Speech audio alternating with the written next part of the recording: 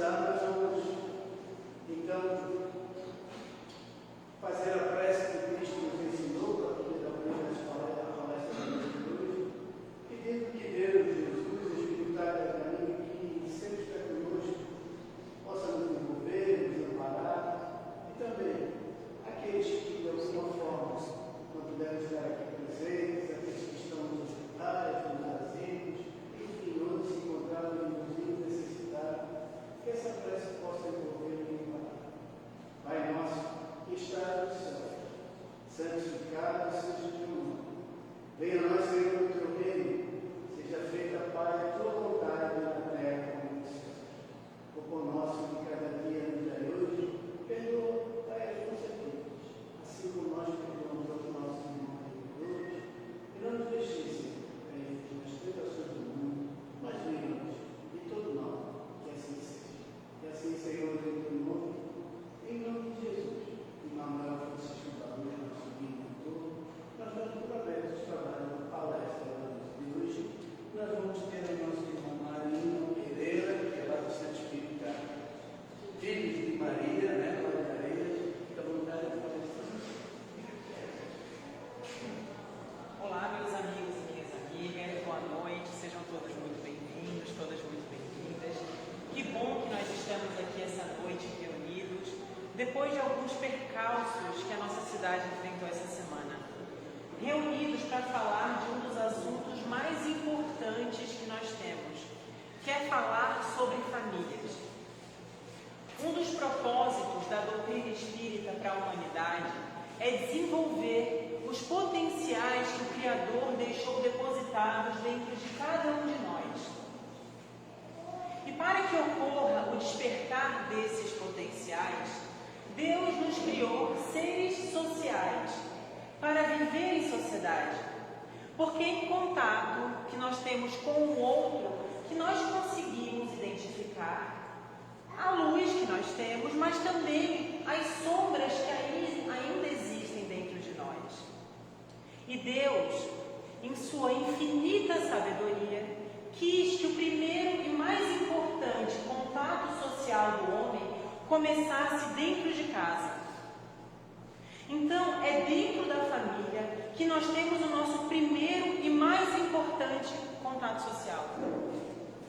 E quando nós falamos sobre família, o assunto por si só nos remete a muitas singularidades, a muitas particularidades, porque a família ela está em constante transformação.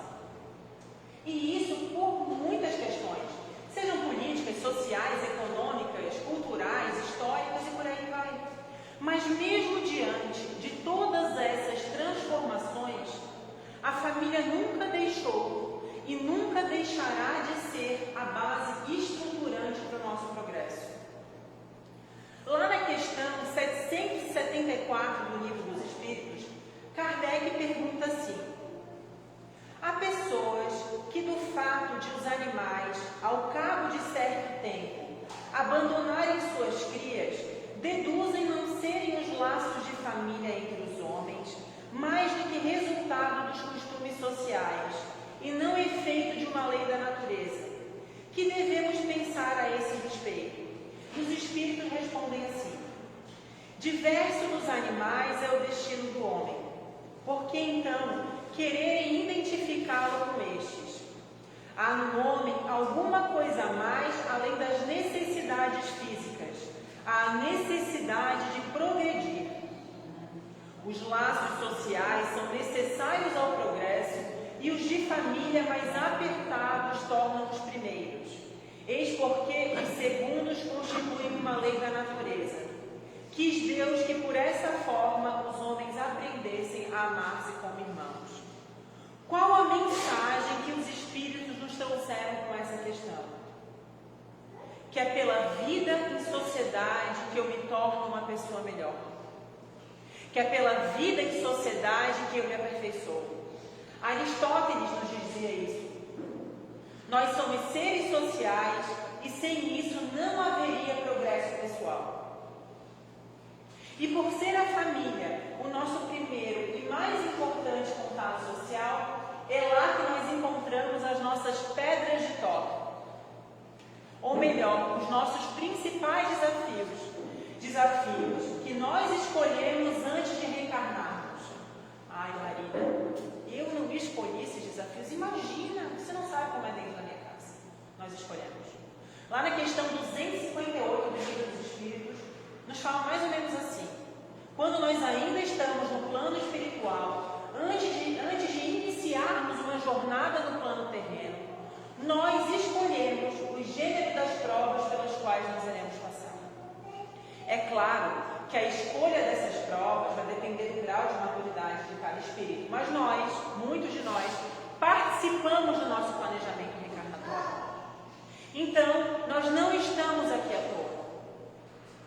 Nós temos compromissos, e muitos desses compromissos estão dentro da nossa casa. Então, esses encontros mais firmes, onde há de fato uma união conjugal, onde há o recebimento de espíritos como filhos, não são acaso. São situações escolhidas por nós mesmos.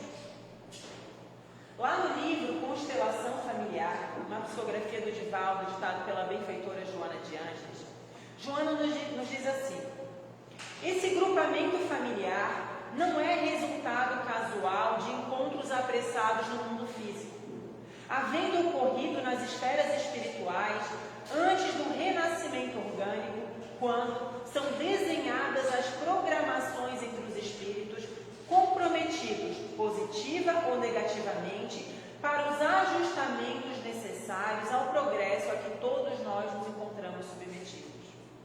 Ocorre que quando nós reencarnamos, nós não lembramos das nossas vidas passadas. Nós não lembramos do nosso planejamento reencarnatório. E com isso nós nos esquecemos dos compromissos que nós temos dentro da nossa casa. E como nós nos esquecemos desses compromissos, nós acabamos não dando o devido valor a esses laços familiares. Só que aqui nesse momento eu gostaria que a gente ampliasse a nossa perspectiva. Nós ampliássemos o nosso olhar. Família não é só sangue. Família é quem o nosso coração escolhe para amar. É quem a gente decide e escolhe caminhar conosco todos os dias. É claro que a consanguinidade é de extrema importância, mas família é muito mais do que isso. É quem está todo dia ao lado do meu coração.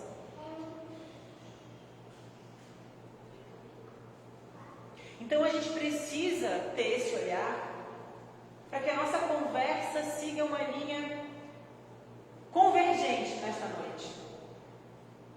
E que possamos encarar os nossos vínculos familiares como uma ferramenta essencial para o nosso progresso. É dentro da família onde nós podemos conquistar os nossos maiores sucessos nessa encarnação e sair daqui um pouquinho melhor. Porque fomos felizes dentro da nossa família. E felicidade aqui é o que eu posso proporcionar para o outro. Porque vamos fazer um compromisso essa noite. Vamos trazer a responsabilidade para nós. O que eu posso fazer para minha família ser melhor? O que eu posso fazer para que o clima dentro da minha casa seja melhor? Porque é muito fácil eu falar, é o outro que tem que melhorar. Mas qual que é a minha parcela de responsabilidade no conflito dentro da minha casa? Qual é a minha parcela de responsabilidade na desarmonia que existe dentro do meu lar? É fácil dizer que é você que tem que melhorar, mas e eu? Quando a gente aponta para o outro, quantos dedos tem apontados para a gente? Muitas das vezes, os conflitos dentro de casa ultrapassam o inimaginável. Nós somos egoístas, desrespeitosos, competitivos, maledicentes, não colaborativos, fofoqueiros.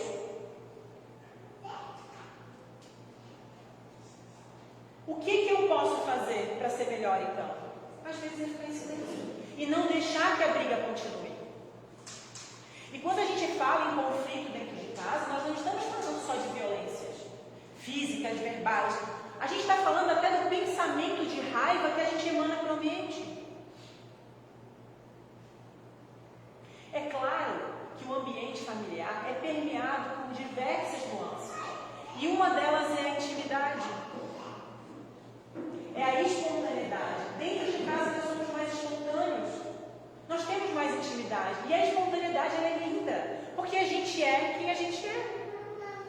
Só que essa espontaneidade ela tem duas faces. Ela é incrível quando eu sei respeitar o limite do outro. E quando eu não ultrapasso esse limite. Agora ela é um espinho quando eu ultrapasso esse limite. Quando eu invado essa esfera do outro e eu causo dor. Às vezes com as minhas atitudes, com as minhas palavras e até com a minha forma de agir. Às vezes a gente não precisa falar nada para machucar o outro. Quem se dá conta de que quando nós estamos na rua, com pessoas estranhas, nós somos extremamente educados, polidos, simpáticos, respeitosos, mas quando a gente entra pela porta da nossa casa, nós saímos distribuindo espinhos para todo mundo. Do que adianta ser polido e educado fora de casa, se dentro do nosso local mais importante, do nosso templo, nós somos pessoas rudes? Tem um livro de Emmanuel que agora não me lembro, se alguém souber, por favor, que ele, não sei se é fonte viva, né, fonte de luz, que ele fala assim: nós não seremos salvadores de grandes multidões se nós não salvarmos a nossa família. Se nós não formos os salvadores dentro da nossa casa. Ora, as pessoas que nós mais amamos não fazem parte da nossa família? Se agora a gente fosse fazer uma lista das 10 pessoas que você mais ama, eu tenho certeza que a metade seriam pessoas do seu vínculo familiar. Então, por qual motivo nós não temos o mesmo respeito, a mesma educação e a mesma polidez com essas pessoas, dentro da nossa casa? Como nós temos com amigos, com colegas? Mas não. Muitas das vezes, o abuso e o desrespeito geralmente são direcionados para essas pessoas que estão ali no dia a dia com a gente, na luta diária, que não é fácil, nesses momentos turbulentos a quais nós vivemos. Quantos desafios a nossa cidade enfrentou essa semana? Se não fossem os nossos familiares e nos avisar, comigo foi assim: não vai para aquela rua que tem água, você já chegou em casa, onde que você está? Fica aí que eu vou te buscar.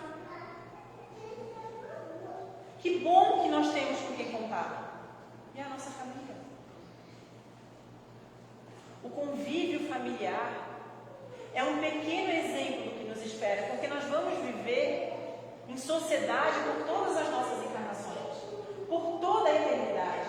Alguém aqui já viu, ou já leu alguma obra espírita, onde o benfeitor sai sozinho em resgate, ele faz o plano de resgate sozinho, ele faz tudo sozinho? Eu nunca vi. Estamos sempre em equipes, em grupos, um ajudando o outro, um estendendo a mão para o outro. Hoje estamos reencarnados aqui com uma parcela muito pequena da nossa família. E temos uma família espiritual muito ampla que torce por nós, que ora por nós, que emana vibrações de força, de coragem, de fé, para que a gente vença mais essa jornada, que é a vida. E que é muito pequena diante da eternidade e de todos os outros desafios que nós ainda temos.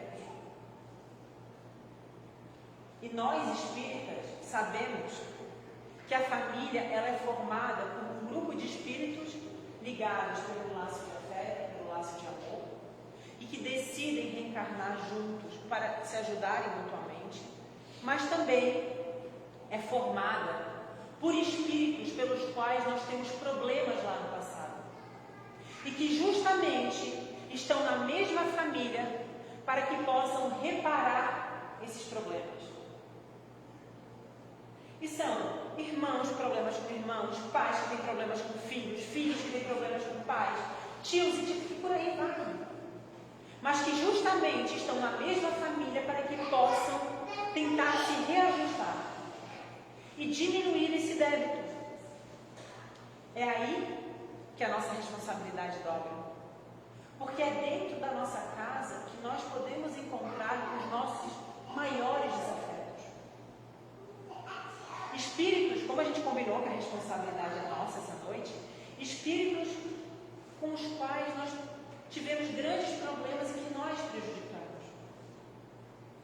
E que a sabedoria e o amor divino colocaram na mesma família para que o amor cure esses problemas, cure essa dor.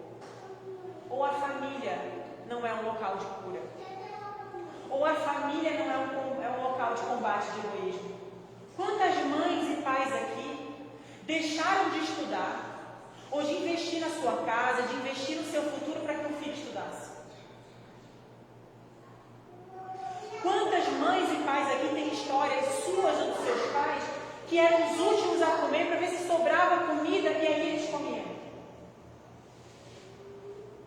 Não, filho, eu vou comer depois. Coma primeiro. Todo mundo comia, daí lá a vozinha ia comer. Ou a mãe era a última a comer. Quantas histórias daquele pedacinho de bolo que a gente deixa guardado na geladeira para que todo mundo possa comer junto? Aquele pedacinho de chocolate. Isso não é combater o egoísmo? São nessas pequenas atitudes que a sabedoria divina age. E Jesus foi o maior exemplo dessas pequenas atitudes. Era o seu almoço na casa de Pedro, era uma conversa à tarde na casa de Mateus, sempre em família. Era uma conversa feliz na casa de Lázaro, sempre em família. As maiores lições do Mestre foram em família. As suas maiores histórias, que deixam o nosso coração estarrecido, foram em família. E o que nós estamos fazendo com essa oportunidade divina? A família está sob ataque.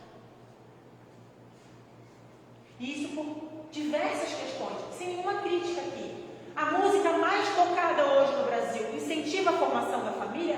Não. Cada um escuta o que quiser, mas eu estou trazendo para uma reflexão. Aí nós somos minados de todos os lados. Nós estamos falando do maior número de divórcios que nós tivemos no ano de 2023 e o menor número de casamentos de todos os tempos. Isso é um dado divulgado pelo Conselho Nacional de Justiça todos os anos, que se chama Justiça em Números. Como nós falamos, reflexos culturais, econômicos, políticos e por aí vai. Mas nós, qual é a oportunidade que nós temos para fazer a diferença dentro da nossa casa?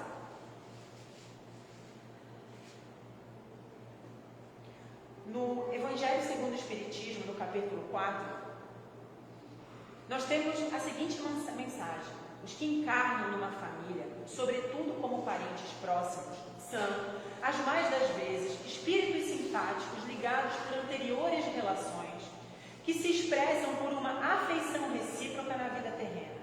Mas também pode acontecer que sejam completamente estranhos uns aos outros esses espíritos, afastados entre si por antipatias igualmente anteriores, que se traduzem na Terra por um mútuo antagonismo que aí lhes serve de provação.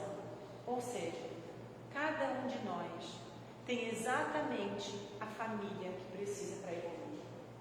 Ninguém nasceu na família errada. Ninguém errou de interesse.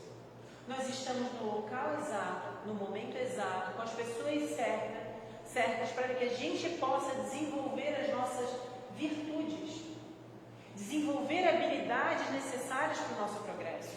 Nós precisamos desenvolver paciência, pois a gente nasceu numa família para exercitar a paciência. Nós precisamos desenvolver a humildade, pois a gente nasceu numa família onde a gente vai bater de frente com o egoísmo. E por aí vai. Cada um de nós sabe. Cada um de nós tem o seu sentir, tem a sua história, a sua realidade, a sua perspectiva e caminha conforme o seu passinho.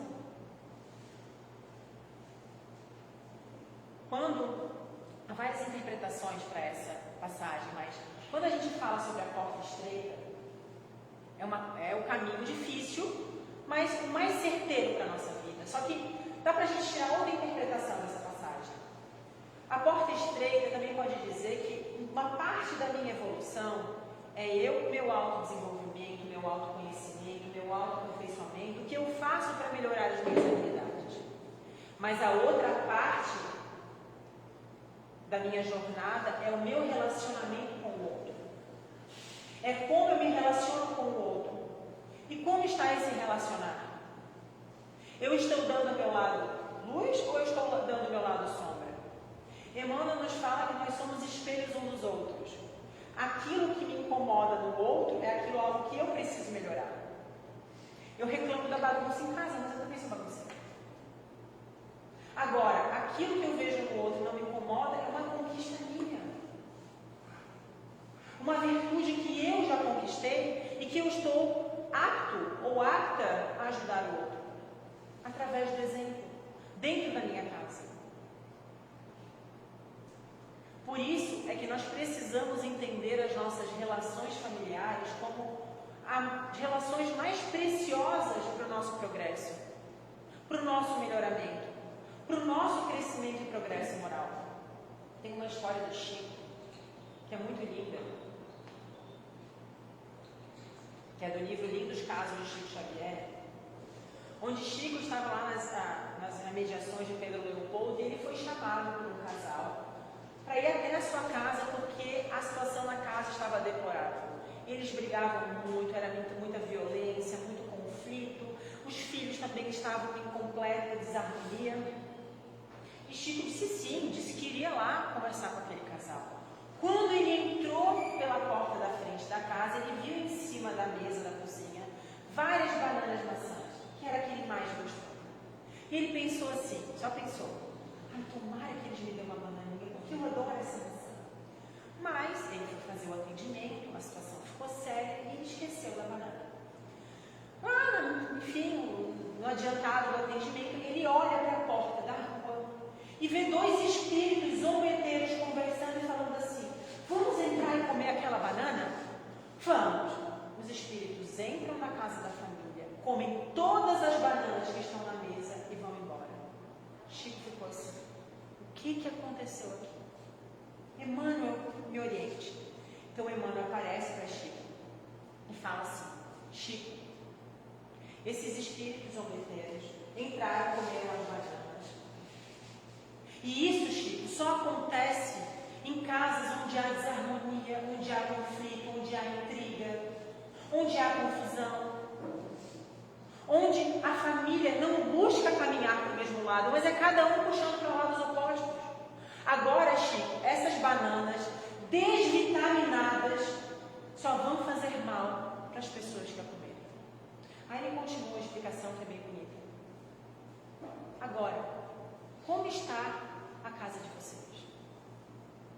Está limpa, bonita, fisicamente falando, mas e espiritualmente falando? Como que ela está?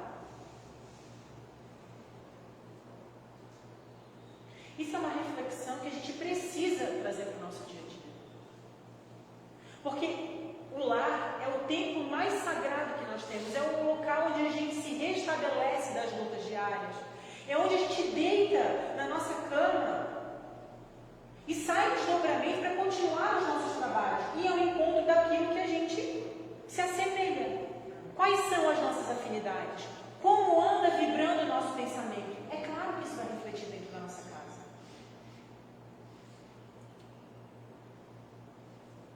Como nós vamos preparar cidadãos de valor para o amanhã, para a nossa sociedade, se a gente não valorizar as bases da família? A educação não é na escola. Lá a gente vai ser instruído. Os valores a gente começa dentro da nossa casa. Criança sem orientação é marginalização à vista. E marginalização não tem nada a ver com classe social. Qual é o exemplo que nós estamos dando para as nossas crianças? Porque não adianta eu falar para ele não tomar Coca-Cola e eu vou lá e eu tomo. Não adianta eu falar para ele não falar palavrão, daí eu vou lá e profiro algum xingamento contra meu companheiro, contra minha companheira. Não adianta eu falar para ele que violência é errado, eu vou lá e ensino batendo. O que nós estamos fazendo? Se nós ligássemos agora os noticiários do Brasil e do mundo, a gente ia encontrar só notícia feliz, né? Só notícia linda. Não. A situação está caótica. Se a família é a base da sociedade, a sociedade é reflexo da família. A sociedade está assim hoje, certo? Para onde que nós devemos olhar? Onde nós devemos cuidar? É a nossa família. E a literatura espírita é contundente em nos falar, em nos passar uma mensagem da importância da família para o nosso progresso e o progresso da sociedade. Nós é que precisamos compreender que é dentro da nossa casa que nós encontramos Jesus. É no amor, na dedicação dedicada aos nossos companheiros que nós encontramos o Mestre. E todos os dias Ele pede para entrar na nossa casa. Nós estamos deixando? Ou nós estamos fechando a porta para Ele? Ele quer a todo momento fazer morada na nossa casa. Só que a escolha depende de nós. E se tem uma ferramenta simples, mas maravilhosa para harmonizar o nosso ambiente, é o Evangelho no Lar. Ninguém precisa levantar a mão aqui. Mas quem faz o Evangelho no Lar? Ai, Marina, mas aí ninguém quer fazer comigo. Faz sozinho. Ai, mas é muito difícil, tem muito barulho. Faz dentro do quarto, faz dentro do banheiro. Não, a gente dá uma solução e a pessoa apresenta um problema. Não. Faça da maneira que dá e da maneira que você consegue. Se nós pudéssemos ver como fica a nossa casa quando a gente faz o Evangelho no Lar, sincero, não tem rituais o Evangelho. É você fazer uma oração do seu coração. A nossa casa fica muito iluminada. A gente tem mais força para enfrentar as lutas diárias. É como se a nossa casa fosse limpa, e não só a nossa casa. O nosso prédio, os nossos vizinhos. A gente não ajuda só a nossa família, mas todos os nossos arredores. É como se um holofote se acendesse sobre o nosso lar. Mas a gente não faz. Não dá valor para aquela aguinha que a gente coloca em cima da mesa que cura. E é um ato tão simples. Início de 2025. Vamos colocar como meta. No final do ano a gente conversa de novo. Um Evangelho por semana. Meia hora. Meia hora que você fica no celular. Você está se ajudando e ajudando a sua família. Tem dúvida de como faz o Evangelho no Lar? Fala com o pessoal da Casa Espírita. Há folhetinhos, muitos livros espíritas, o próprio Evangelho, o livro dos Espíritos, tem na última página um roteirinho para orientar você, mas você faz da forma do seu coração. Bota um copinho de água em cima da mesa, pega um livro edificante, pega o Evangelho. Ai, Marina, mas eu tenho crianças, é muito difícil, eles não entendem esse linguajar. Tem o meu pequeno Evangelho que é para criança, pega outro livro mais simples. Gente, sem desculpas. Faça da forma como dá. Ah, mas eles gostam de brincar, bota o brinquedo em cima da mesa. Ah, mas eles querem comer bala, bota a bala em cima da mesa. Crie esse hábito na sua família. E você vai ver como aquela força que você precisa para harmonizar esse ambiente vai chegar até você. Vai chegar até a sua casa. Desfazer a família é desorientar a humanidade. E são das pessoas que nós temos as maiores dificuldades de convivência e relacionamento que nós encontramos as nossas maiores lições do Evangelho de Jesus. E quando nós falamos em transformar o nosso lar em um ambiente equilibrado, nós não estamos só falando em amor, harmonia, espiritualidade, mas também em educação. E a educação, ela começa com um exemplo. E esse exemplo começa através de nós, porque a paz que a gente quer no mundo começa dentro do nosso coração. Isso não é clichê. Que a paz de Jesus esteja no lar de vocês hoje e sempre. Que assim seja.